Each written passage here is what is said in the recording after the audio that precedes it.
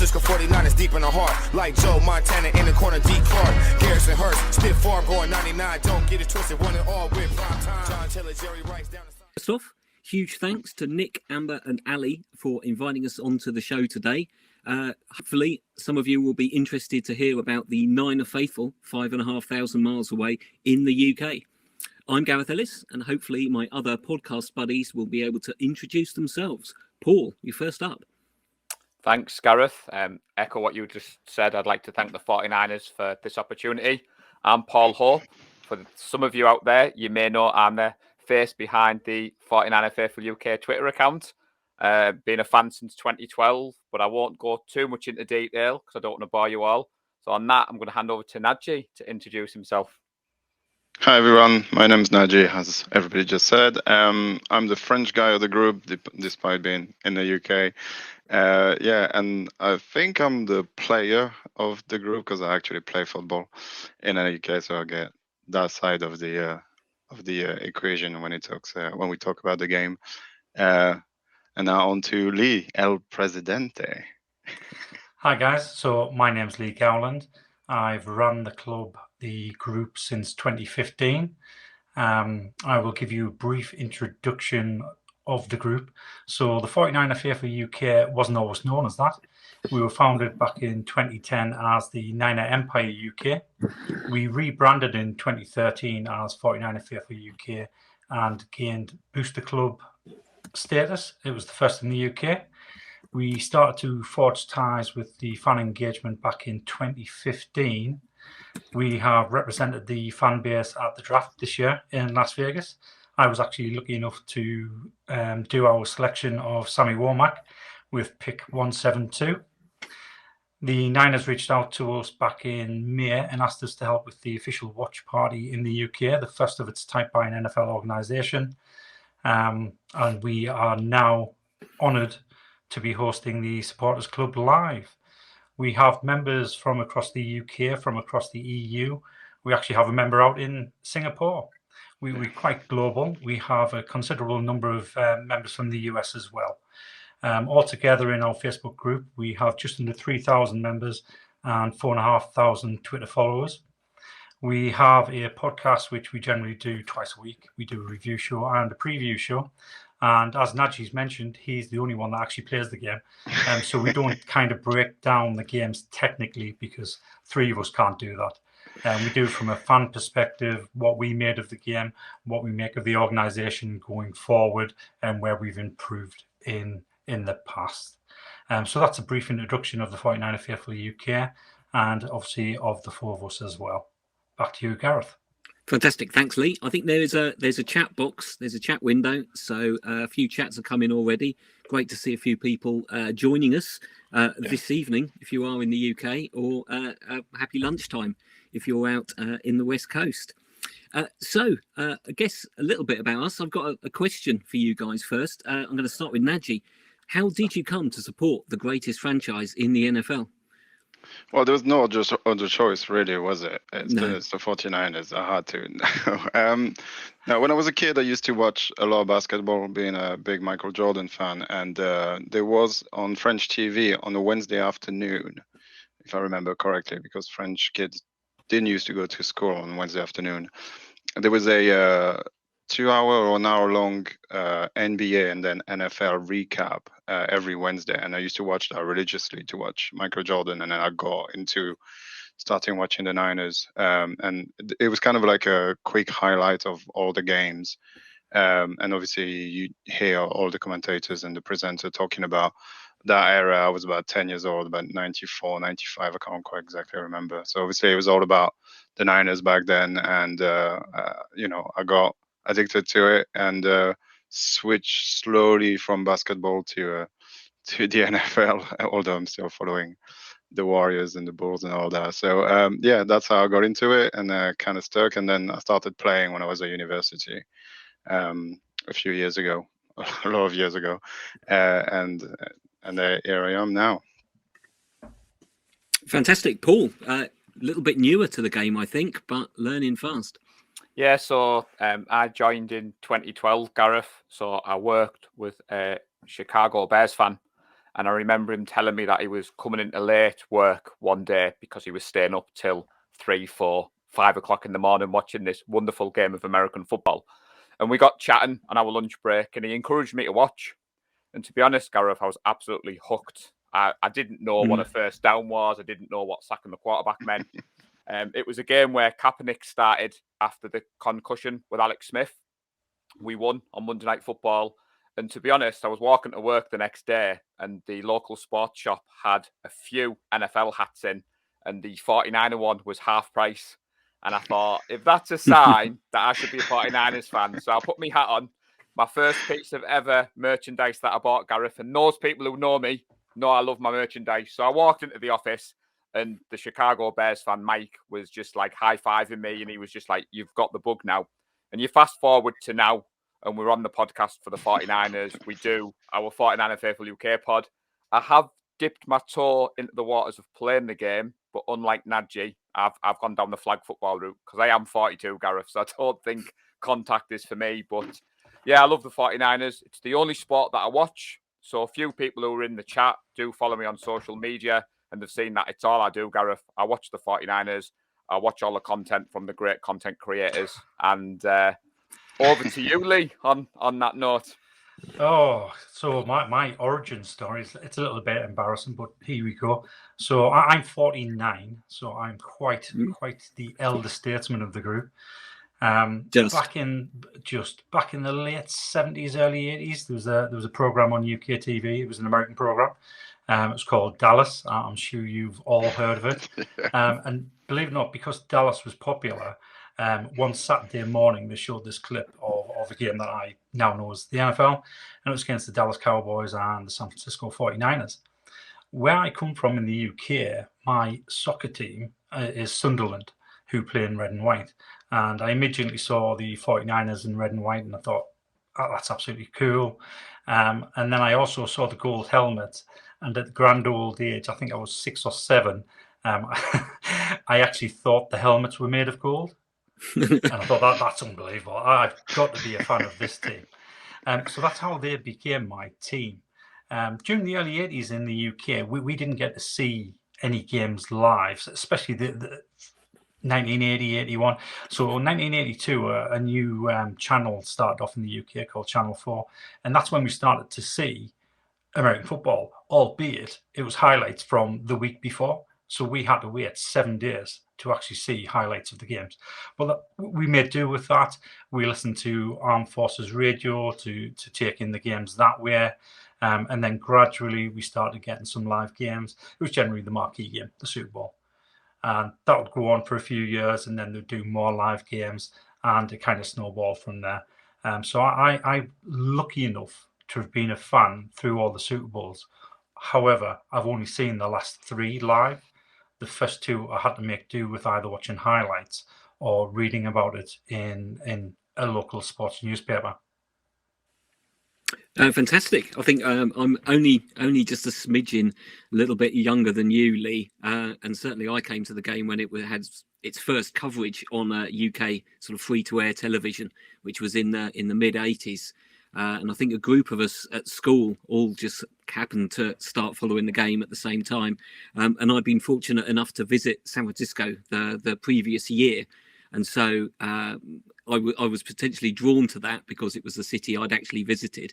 And of course, the team at the time were very, very easy to become a fan of, with Joe Montana and Roger Craig, and great players across the defense and across the O-line as well. And of course, soon to win back-to-back Super Bowls, which was my second year of following the Niners, and the first game I watched live was the Super Bowl 23.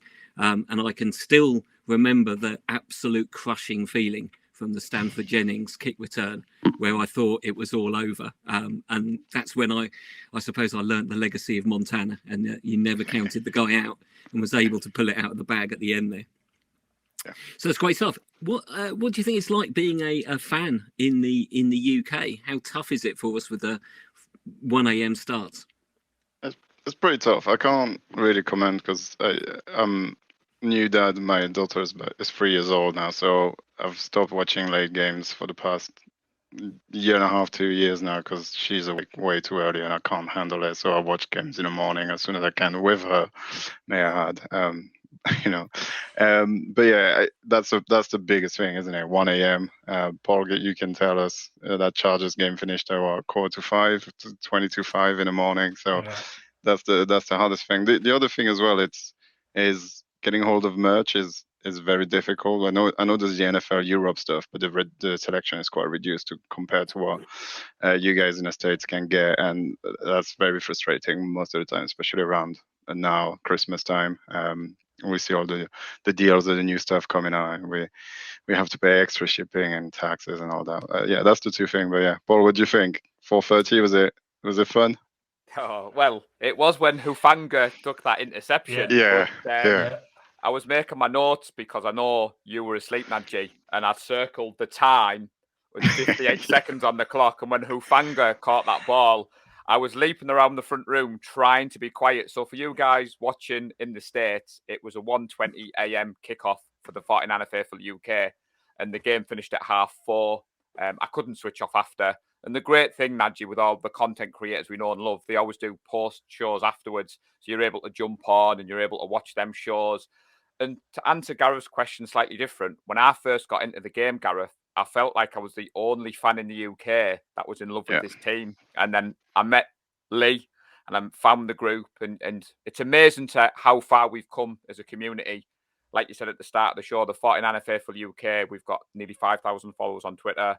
Our watch party in Leeds was awesome.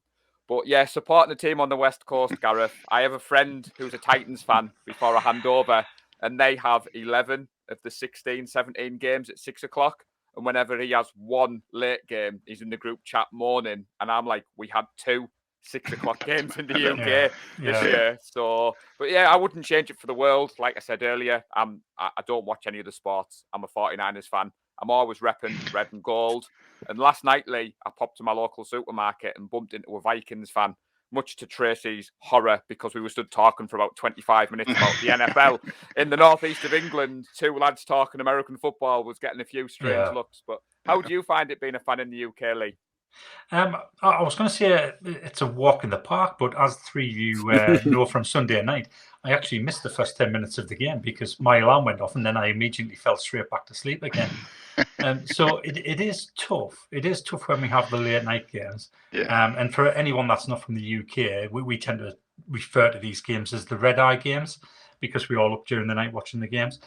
Same for the Super Bowl, although the Super Bowl does kick off an hour or so earlier, so it's a little bit better. But it can be trying to follow the San Francisco 49ers.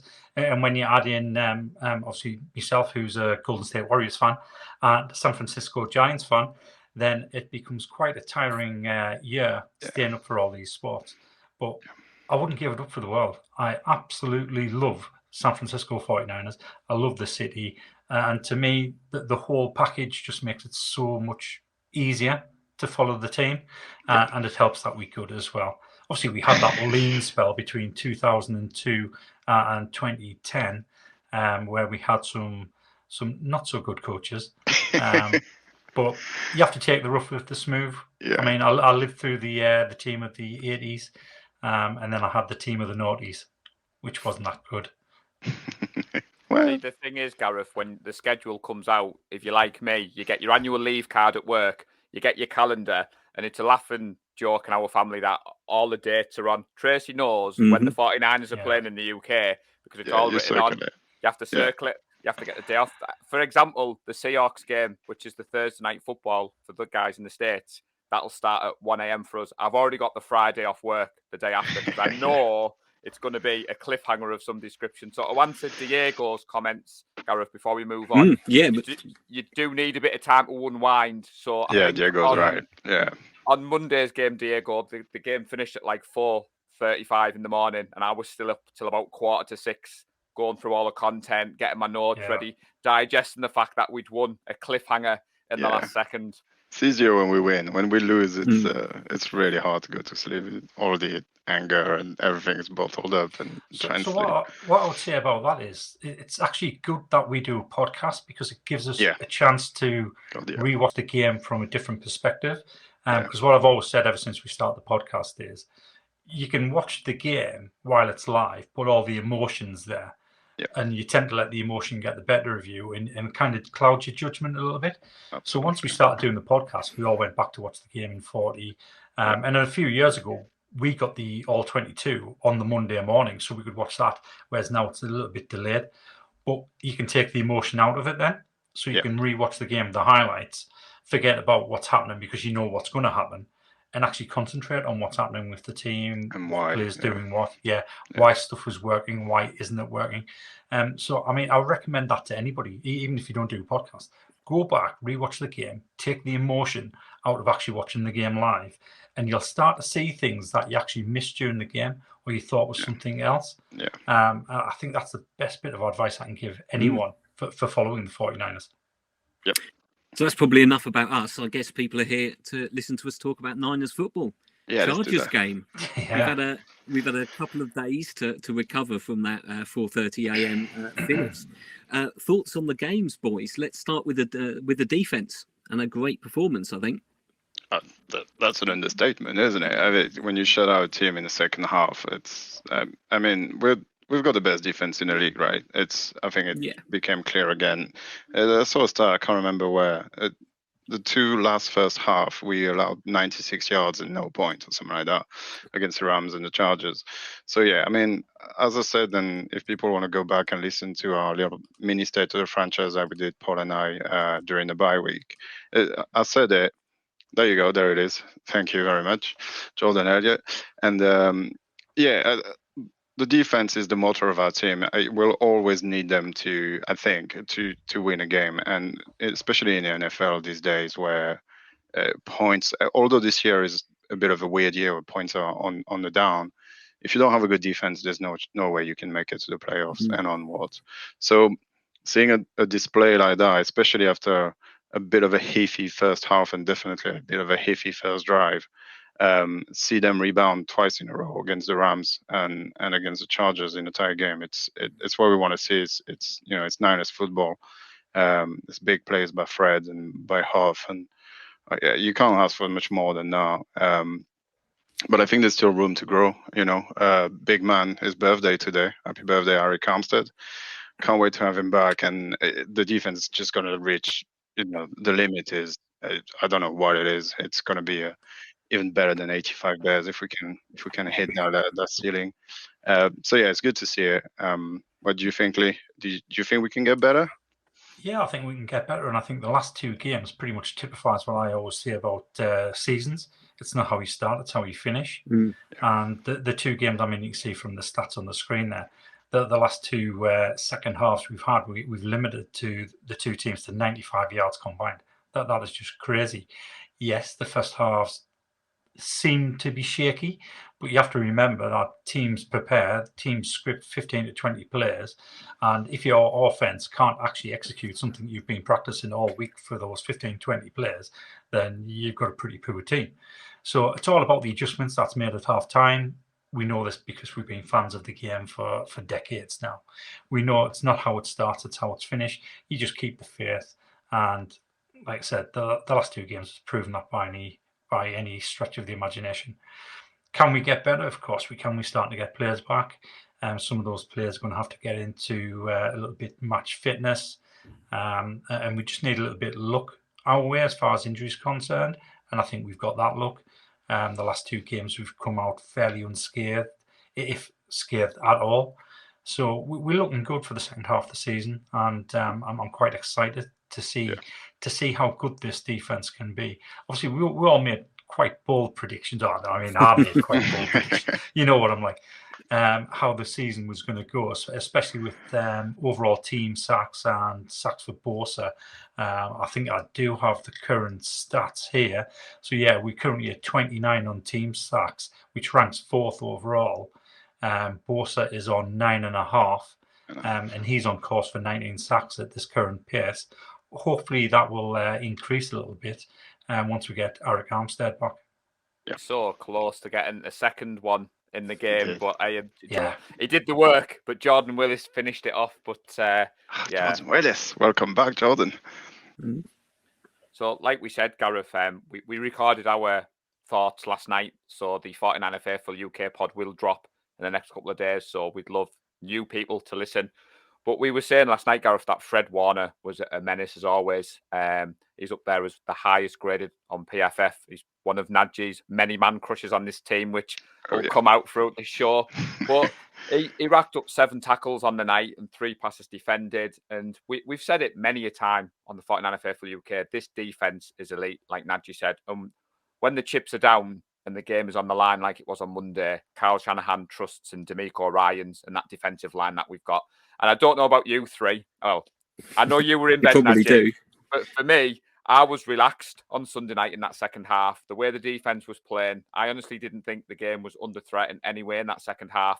And I'm quite pleased that Shanahan put the game in the hands of the defense at the end, like we said last night. Yeah, absolutely. It's been a phenomenal performance, I think, from the defence across the season so far. And it's great, I think, to see some individual players stand up and make plays at critical times, like Hufanga's interception to ice the game. And that's what you need. You need your big players to make big plays at big times.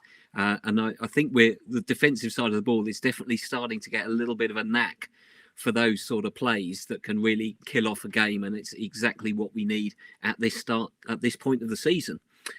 Over to the offensive side, what did you make of the boys on the O versus the Chargers? Paul, start us off. Come on, Paul. Which part of the offense should we start with then, Gareth? Whichever part you like.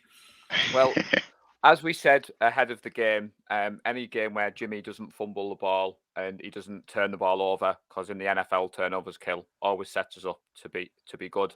I do believe that, as Lee's put the stats on there, I was quite impressed with the offense on Monday night / Tuesday morning. Personally, Jennings showed his class on third down. I think the offensive line, when I've gone back, like Lee said, and I've watched the game again and took the emotion out of it, I don't think there was anything particularly wrong with the offensive line. I think we're spoiled as 49ers fans that we've got Trent Williams and Aaron Banks on the left side, and they are immense. They don't let any pressures come through on their side. And I think sometimes when you look at like Mike McGlinchey, we know he's great in the run blocking, not great so much in the pass blocking, but we didn't let them get through. The Chargers were trying to make Jimmy throw the ball more, but we said it in our preview show, Gareth, we were going to run the ball more. And I was very impressed with the double-headed monster that is CMC and Mitchell. I mean, Nadji, you play running back. That must have been great for you to see when you woke up on Monday morning and watched the game back. Yeah, it was a good... I'm not super happy with our offensive performance. I think had we played the same way we played against the Rams, and I think the bye is kind of... This is the problem with a bye sometimes. Especially after that game, the Rams were such on a high. Not playing the week after and carry on that momentum kind of showed a little bit, especially in the first half. I thought I didn't think we were as sharp as we were against the Rams, and the Chargers defense was actually a lot better than I was expecting them to be. They had been really bad against the run, and they clearly had a very good plan to stop that, especially CMC. I don't know how they figured it out, or if it was a little bit too obvious because he hasn't been with us for that long, and his playbook is maybe not quite as developed as it needs to be yet. But he ended up with 2.9 yards per carry, so they were really keyed in on him. But luckily, we got Elijah Mitchell back right on cue, and I wasn't expecting him to have this many carries. I thought, especially with the number of injuries we've had, throughout the years on our running backs, I thought we would ease him in and give the load to CMC as much as possible. But he came in and he was lights out straight off the go with 18 carries and what he's done, almost 100 yards, so very close to 100 yards. But yeah, I think CMC and Debo as well, and Mitchell in the backfield it's kind of a dream for a quarterback. You just have to turn around, give them the ball, let them do what they need to do. I would have liked seeing a better game from Jimmy. I think he's missed a couple of throws that could have put us ahead and put the game away, even with having the defensive performance that we had. But he also made some incredible throws. I mean, that throw to Ray McLeod on the sideline on the move was pretty special. Yeah. And the one to Jennings, which was a bit anticipated on third down, was was pretty clutch as well. So, if we can play like that every week and rely on our defense, I'll be happy, and I'm pretty sure we'll make the playoff and maybe more. I'm What glad do you you think, Lee? mentioned. I'm glad go you on. mentioned those throws, though, Nadji, because anyone watching knows, Nadji, you're very critical because you've played the game in a good way. But when I watched the game back, like what Lee said, I thought Jimmy played quite well. And I'm glad you mentioned that throw to Ray McLeod. He come out the pocket and he found him on the move. It was very similar to the CMC throw against the Rams. And we do have a lot of people who are high on Jimmy in our group, Nadji. A little shout out to Neil Watson, who's Jimmy's biggest fan on this side of the pond. I had to get that there in my notes. But when I've gone back and watched, and I know Gary's put a comment in there, gents, about the red zone conversion. When you watch the game back, though, like that one to Ayuk, Nadji, you could argue that Ayuk should be catching that when you watch the route. Behind though. But I did like that Ayuk. I'm picking. No, but I did like that after the game, Ayuk himself on his social media released a video and he put his hands up. But Ayuk's been one of the stars for me. But were you happy, Lee, with Jimmy on, was it Tuesday morning, Monday night? I'm getting confused with the times. Yeah, I mean, I thought that was one of Jimmy's better games. You've already pulled out two of the better throws that we've seen him make since he came to San Francisco back in 2017. The one to Ray McLeod was right on the money, and the anticipatory throw to Jauan Jennings. Jennings was running off to the sideline with his back to Jimmy, and Jimmy just knew where he was going to be, threw the ball, and it was absolutely spot on. So, yeah, I was happy. He did miss some throws, but then again, I mean, we all watch all the other games as well as the 49er games. Josh Allen was missing throws at the weekend. Pat Mahomes has been missing throws. Tom Brady's been missing throws. Even the best quarterbacks miss throws. And I think what people get head up on is, as Gary said, the red zone offense. He's not at that elite level where we would want him to be. But to be honest, I actually thought he played really well on Sunday night. I was happy the way he played. It's not often he gets that much credit from people. So it was good to see. I want to touch on a little bit about the O-line. Paul mentioned the O-line. Mike McGlinchey, he actually had a good first quarter. He had a good first quarter. But then he started to deteriorate rapidly. So I think come Monday night or Tuesday morning. It's Tuesday morning when we play the Cardinals. I think what he needs to do is get those feet planted a little bit earlier to stop the bull rushing. I mean, it was against Khalil Mack. That's not no one. He was. Yeah. And I think he had a decent game. And I think we all know what Mike McGlinchey is, and he's giving it every week.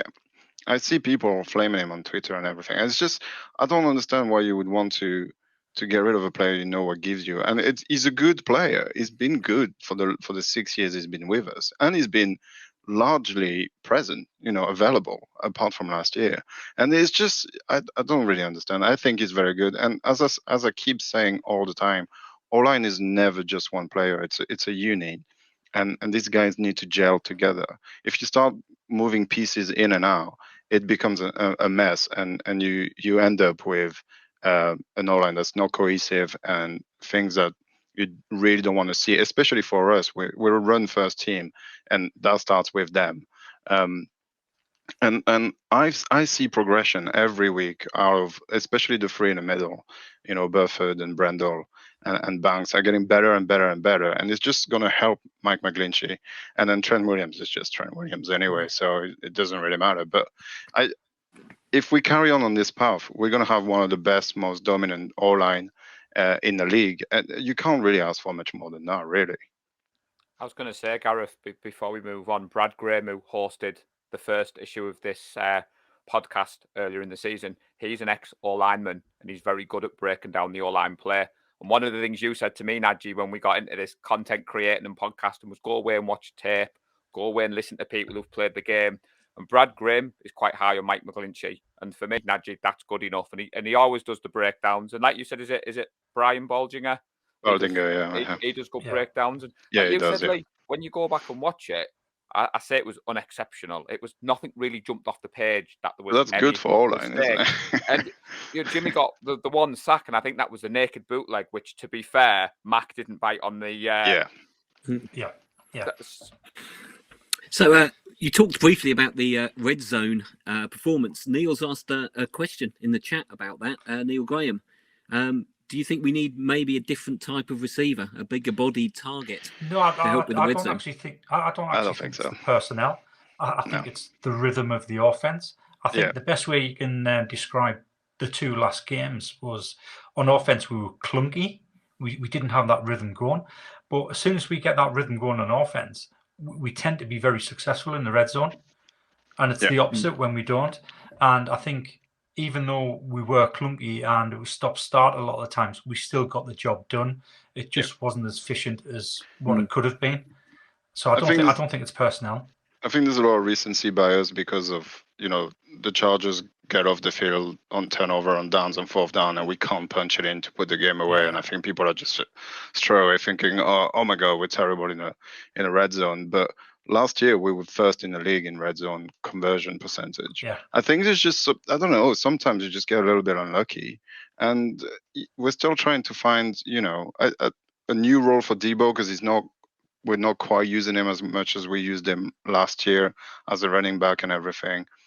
We still need to get George Kittle involved a little bit more. And then we need to give a role to CMC. And then, when the field gets condensed, I always say it's so much easier to defend. You don't have that much field to run around. So all the DBs are crept up, the safeties are crept up. And it's just a lot harder to 1 yard is really hard to get.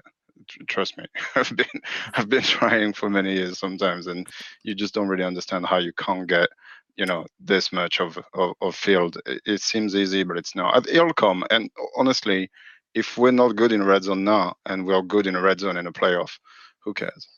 I mean, it's not how you start, it's how you finish. Exactly. Yeah. We said it before, Gareth. One of Nadji's favourite plays was the CMCs punching it in from the 1 yard line. Because you said, Nadji, you need everybody to be working on that offensive line. And it isn't as easy. And when you go back and watch Game Pass, Gareth, and you see how Shanahan schemes the wide open receivers, I think there's a knock on the conservative play call and possibly maybe some people shouting to go for it on fourth down.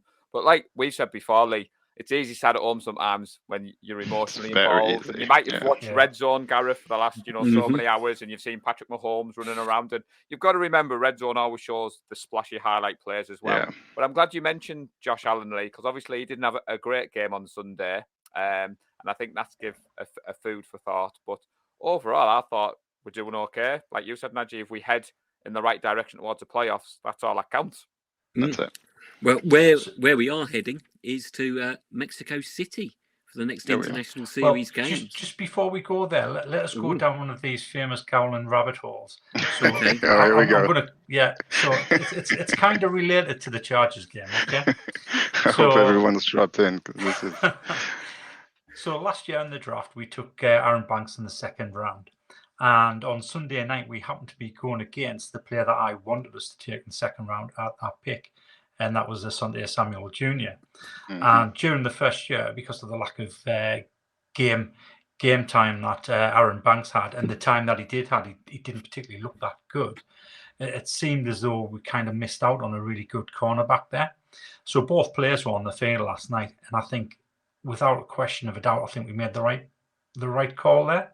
Well, yeah, because John Lynch was obviously he was drafting well over a year in advance of where the need was going to be. So he knew Laken Tomlinson was going to be gone this season. We couldn't afford to keep him because of the high wages he was going to command. And to bring in Aaron Banks at that time, to give him the year to get up to speed with the playbook, get up to an NFL lineman's stature, getting in the weight room, I think that's proven how good he is at drafting for the future. He's looking 1-2 years down the road. What are the positions we're going to need? And I think the way Aaron Banks has played this season, it's justified that second round tag. So I just wanted to bring that up because obviously the two parallels were there. The guy I wanted in the second round playing for the opposition and the guy that we took. And to be fair, both of them had a very good game. Asante Samuel Jr. was probably one of the better players on the Chargers defense. He's a very good defensive back, but would you rather have Asante Samuel Jr. or Fanga? Come on. No, I did Mooney Ward, Nadji. So now you've got Banks, you've got Mooney Ward. Yeah, exactly. Hafanga. So we haven't even mentioned Mooney Ward's name, but he was so good last night. Whenever the game was, it's such a blur now. But yeah, it was good too. Well, you weren't alone, Lee. Diego also Yeah, wanted. Diego. Yeah, I've just seen that. Yeah, I think he's a good player. I mean, So, Mexico City game then.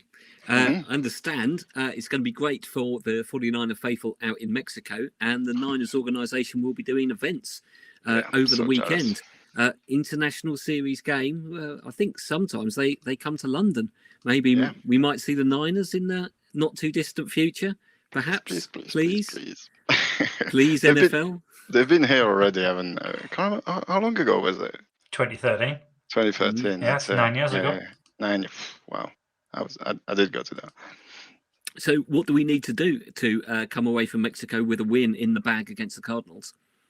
Well, first of all, I just saw a thing. We're flying to Colorado to start training, which I think is actually really, really important. When I was in France, I used to play soccer, and we used to play a team that was right in the mountains in one of the ski station. So not quite as high as Mexico, I would imagine, or Colorado, but still significantly higher than sea level. And I can very vividly remember struggling extremely to run more than 10 minutes. You can't quite grasp because everything is fine when you're walking and you just, we've all been skiing and we've all been to the mountains. You don't really feel a difference until you start really putting the effort in. So I think that's really cool that we're flying right now to Colorado to get acclimated and to Mexico then from there, because I didn't really quite realize how high Mexico was. But yeah, that's really cool, and hopefully it'll make a difference when we play the Cardinals on Monday night, Tuesday morning for us. Yeah, so it depends at the moment, Gareth, with it being Tuesday. We don't know the full extent of the injury report. I know Kyler Murray was missing at the weekend with a hamstring, so that could be obviously. Yeah, but that being said, I just want to, bring you back a year ago and see what Colt McCoy did to us a year ago. Yeah. I won Colt McCoy so we can have revenge because we're a much better team than we were, and I mean it doesn't matter who it's going to be. I think we're in good. So I think same again. If we're getting better and better, I don't see how they can stop us. I don't think that defense is nowhere near as good as what the Chargers showed on last night, or the Rams can do. It's going to be on our defense versus their offense, and I'll give that to our defense any day of the week. I think having Mooney Ward on D-Hop is just clutch, and the game is just gonna be. I'm not gonna say easy because it's the Cardinals and it's always a battle because it's the division, but I can see us winning big. See, I was going to just mention about Zach Ertz, like Diego's just dropped. Obviously, that's a big miss for them. And all I was going to say, Nadji, was if Kyler Murray's playing, traditionally we've struggled against the mobile quarterbacks, but I don't think we will with this defense. And we haven't this year, though. We've got Mooney Ward. Yeah. I think Ryans is going to be in that kitchen cooking up the players. Like the adjustments have been better as well. And like you said, Nadji, every 49er fan has PTSD to the Colt McCoy game last year. So I like your thought process. If Kyler Murray's not playing, let's get revenge on that. So what do you think, Lee? So I think it comes down to Hopkins. How we deal with Hopkins. It doesn't really matter which quarterback's playing. I think we've getting past that phase of struggling against mobile quarterbacks, as Nadji said. So I think it all comes down to Hopkins. I think that is the matchup, Mooney Ward against him. And that'll determine how what happens with the game. I think the best thing about this game next week, it's the last red eye game of the season for us. Technically, Could be flex. Regular season. Yeah. So next Tuesday. Oh, it's Thursday night football. Yeah, you're right. Football against the Seahawks Thursday the 15th. So does that mean we've had 6 red eye games? Yep, which is the maximum. I think I thought that was 5. I thought that was 5. Yeah. So you weren't listening at the start of the show, Lee, because I did mention the Seahawks on Thursday night, but it's all right, mate. But yeah, it's all right. That being said, we are not leaving the Pacific zone for the rest of the season. So we're not traveling east anymore. We're going to be in our time zone. I think that's quite huge. It's only the 15th of November, so we're going to spend 6 weeks at home time, which I think sometimes is a lot harder than people realize. I've just seen the Seahawks going to Munich and not looking very good. I think it does things to people, especially if you're not quite prepared. So us staying at home or in our time zone anyway, Mexico is still a bit of a fry. But I think that's pretty clutch. What do you think, Gareth? Do you think? Sorry. Sorry, Gareth. Go on. It's okay. No, go on, Paul. All I was going to say, Gareth, was what I am looking forward to is seeing the takeover Naji in Mexico because the 49ers have travelled well. And all I was going to say before Gareth gave his thought process, I've no doubt the faithful will be representing out in Mexico. I know Nick Clark and Ali Dickon behind the scenes will have a load of fantastic fan events. So if you are in Mexico City, do check those out because they will be amazing. And I am very envious. If I could be out there with them, I'm sure all you three would be there with me as well. So that's all I wanted to say, Gareth, before you give us your thoughts. Sorry, buddy. Yeah, I'm looking forward to the pass rush, getting after whoever it is on the other side of the ball, disrupting, making it frustrating for them, and then I'm hopeful to see an improvement from the Chargers game on the commitment to the run. Just get that run game building up a little bit ahead of steam for the rest of the season.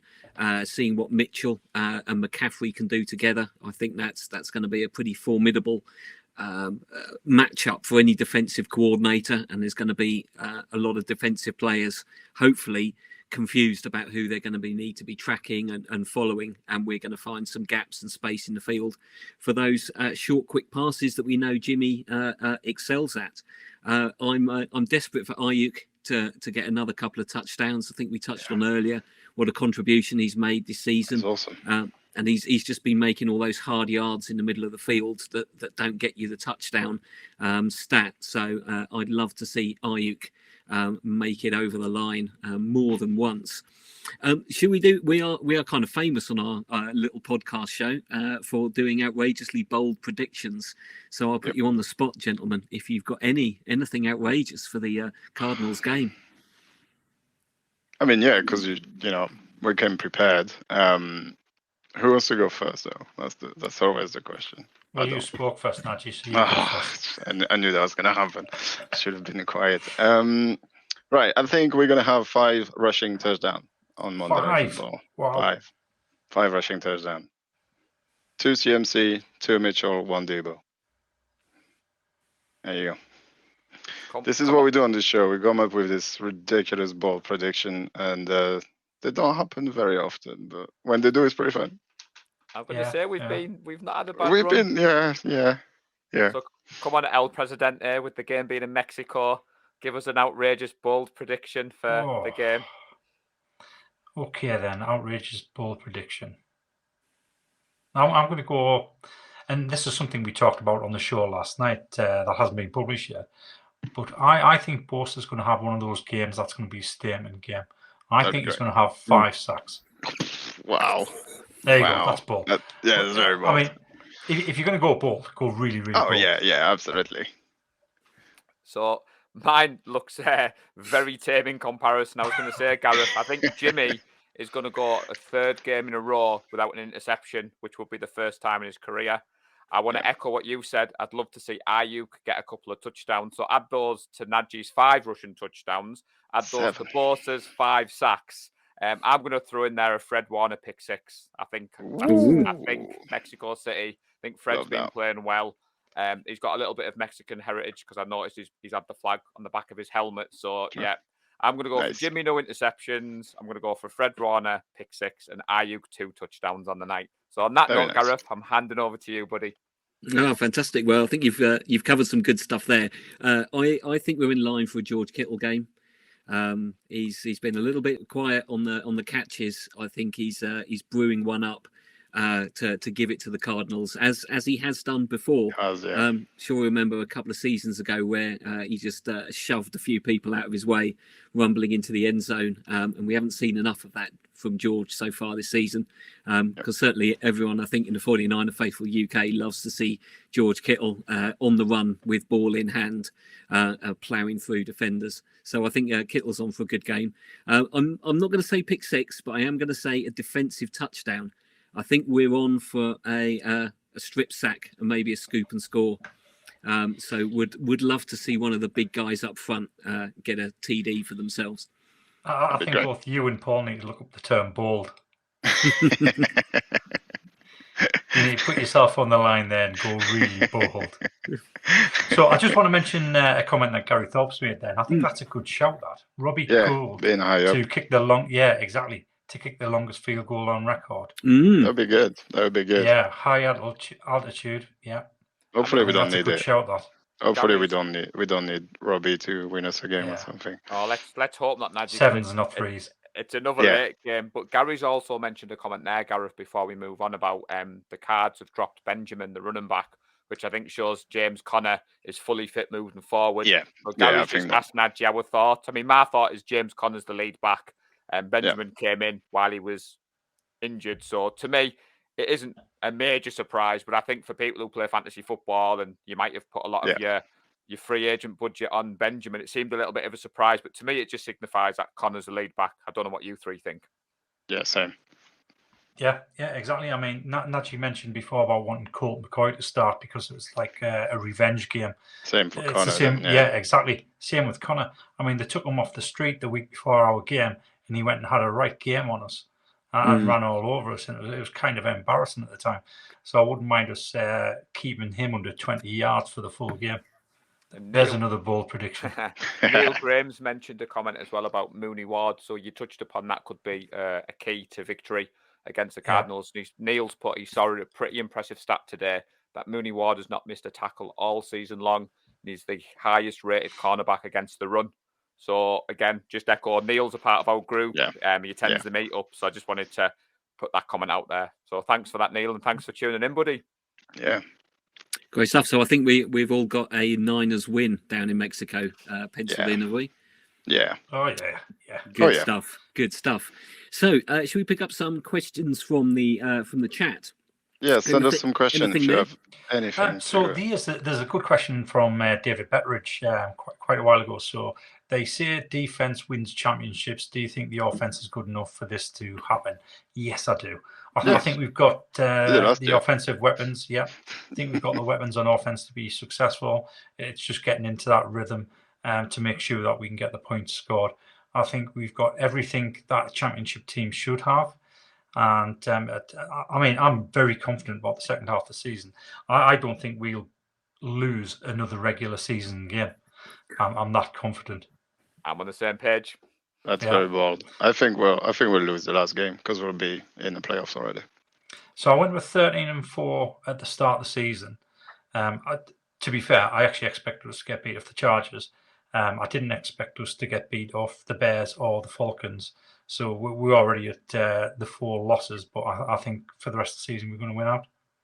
Fair enough. It might not be a question, but Neil Graham wants to add his bold prediction, gents. He wants Trent Williams to pancake JJ Watt 5 times. So we have to add that to the list, gentlemen. That's very bold. Doesn't JJ Watt play on the opposite end? I think he does. He used to. I don't think he'll go against. Yeah. I don't think he'll go against Trent because it's not good for him. All right, Gary's asking, do you think the NFL is doing enough to utilize the international marketing rights yet? Yeah, I think so. I think if you have missed our watch party, the official watch party where Nick and Ali came down, that's a resounding success. It was absolutely amazing. It was packed to the gale. I think everybody had a great time, despite a game that wasn't really going our way. And we heard anything but good feedback, apart from little things that we'll tweak on the next one. But nothing. I think everybody had such an amazing time. I think you can see that teams are really pushing forward. I think the Bears had their watch party last week, so it's happening more and more. And I think it's going to take a little bit of a longer process. And the NFL, they're not silly. They know what they're doing. If they're sending games in Munich and games in London, they're doing it for a reason, and we'll just have to lap as much as we can and give them back with our presence, and they'll keep coming. I think it'll come. It's a process. So Diego adds that hopefully there'll be an international game next year. with a 9 a.m. start for Diego. So obviously we're over in London, Diego. You'd be more than welcome to join us, buddy. I mean, to echo what you said, Nadji, the fact that we're hosting this podcast for exactly. the 49ers shows, and the fact that the watch party in Leeds, I mean, for those people that aren't following the 49er Faithful UK on Twitter, you need to be following us because the footage was excellent. And like you said, Nadji, the Bears, they've had their own watch party. And I referenced last night, I was out in Middlesbrough, the northeast of England, talking to a Vikings fan about the NFL and the playoffs. And you can go anywhere in the UK and you can bump into an NFL fan and you can talk football. And I think it's going in the right direction. What do you think? You can walk into certain pubs in bigger city. I know in Manchester, if you walk into a pub called the Brotherhood, it's Sunday at 6 p.m. People will watch football, and they're not necessarily watching the Premier League or anything else that's happening at that time. It's happening more and more for sure. So I think we had a watch party at the Brotherhood, and Tracy came with me. Lee, can you remember that was the first time you met my other half? Yeah. And there was a guy over from Pittsburgh, Nadji, and he was blown away that we were all in our jerseys watching the NFL. Absolutely, So I think, Gary, it was a good question to ask, buddy, but I think it's heading in the right direction. Yeah, and I think with marketing, you have to do a lot of trial and error. You have to find out what works, what actually appeals to the fan base, because it's all new. Obviously, the marketing for the 49ers is all UK based. They did reach out to us and ask us our opinion of what would work, and I think it's worked well so far. I think they're making the right moves. It's just a slow process. You don't just jump in 2-footed because it could all go horribly wrong. So it's going to be little bits at a time until we get to a place where we think, right, we know what works. We can start and regurgitate this. Yeah. So should we do one more question and then? So Neil Graham's got a good question there. Yeah, it's a good question. Do you want to answer that? Yeah, go on, Do I want to answer it, Gareth? No, Lee can answer it. So would you like to hear the Ryans get a head coach gig? Would you like to see take over as a defensive coordinator?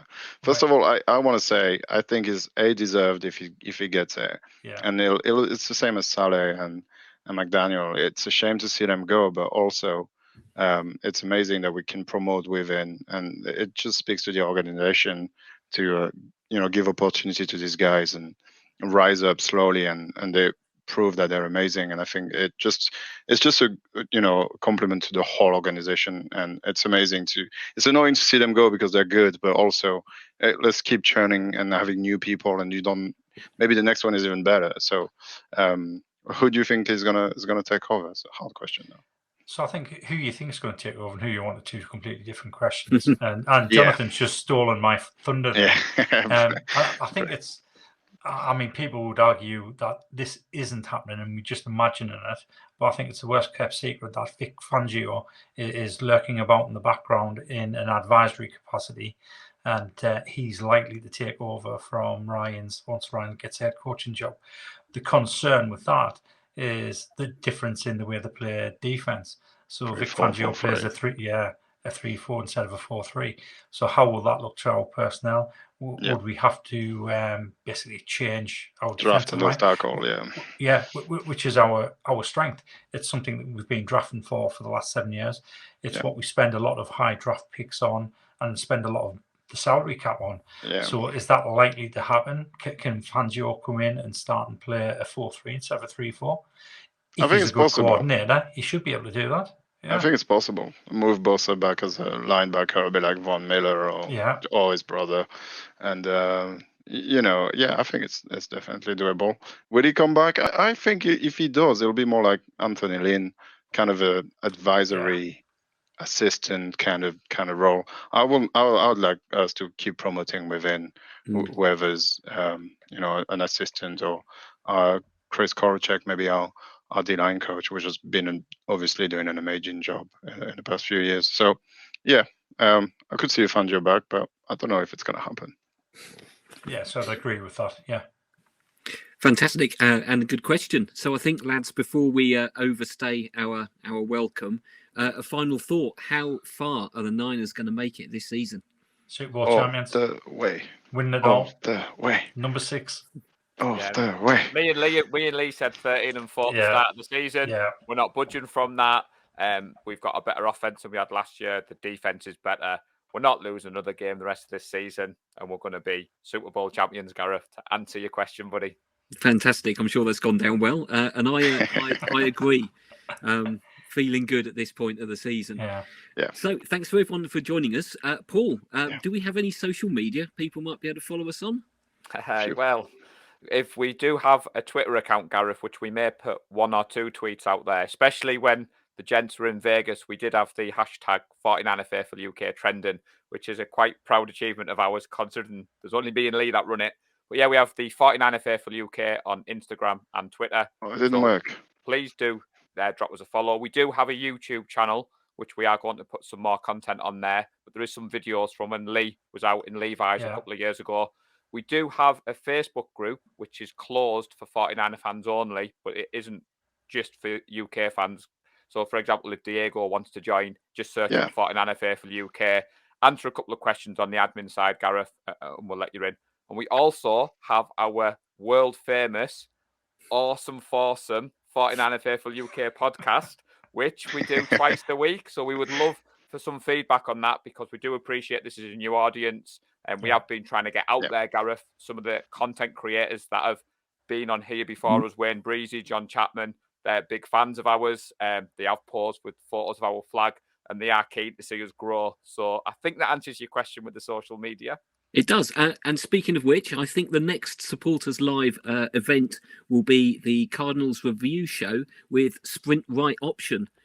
Paul, remind me who hosts the Sprint Right Option. So the dynamic duo of Jason Aponte and Andrew Pasquani, they will be hosted after us. They are awesome. Next Tuesday, yeah. You do need to check out their podcast. It's one of my favourites. And to be honest, Jason sent me a message before we came live, Gareth, and wished us well, which I thought was a nice touch, because he is quite a big content creator out there. And just before we finish off, Nick Clark, I've seen your comment. We are a big fan of yours, buddy. And you're always welcome at the 49er Faithful UK meets. Yeah, any day, anytime. Absolutely, yeah. Huge thanks to Nick for all the work he did with the Watch Show and his team. Fantastic. I think that's it. Hopefully, the rest of the 49ers organisation won't be regretting inviting us on. I think we've managed to behave ourselves reasonably well, perhaps even better than a regular podcast. So I think that wraps it up. All that remains for me to say is go Niners. Go Niners. Bang, bang, Niner gang. Go Niners.